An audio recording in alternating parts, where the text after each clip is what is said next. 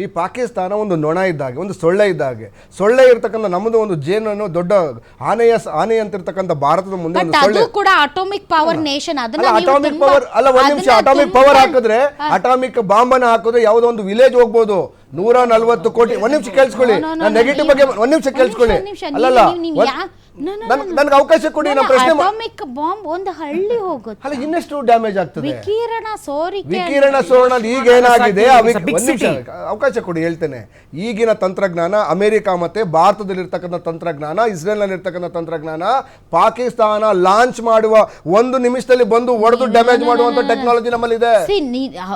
Damage ಅಲ್ಲ, ಅವ್ರು ನಮ್ಮ ಬಾಂಬ್ ಹಾಕೋದಲ್ಲ. ಶತ್ರುವನ್ನ ನೋಡಿ, ಶತ್ರುವನ್ನ ನೊಣ ಅಂತ ನಾವು ಯಾರು ಪರಿಗಣಿಸಲ್ಲ. ಅಲ್ಲ, ಒಂದ್ ನಿಮಿಷ ನನಗೆ ಅವಕಾಶ ಕೊಡಿ, ಹೇಳ್ತೇನೆ. ಡಿವಿಯೇಟ್ ಆಗ್ತಾ ಇದ್ದೀರಾ. ಅಲ್ಲ, ಡಿವಿಯೇಟ್ ಅಲ್ಲ. ಅಂತಾರಾಷ್ಟ್ರೀಯ ಮಟ್ಟದಲ್ಲಿ ಭಾರತದ ಇಮೇಜು ನನಗೆ ಗೊತ್ತಿದ್ದ ಹಾಗೆ ಕಳೆದ ಹಲವಾರು ವರ್ಷಗಳಿಂದ ಸರಿಯಾದ ಇಮೇಜ್ ಅನ್ನು ಇಟ್ಕೊಂಡು ಬಂದಿದ್ದೇವೆ.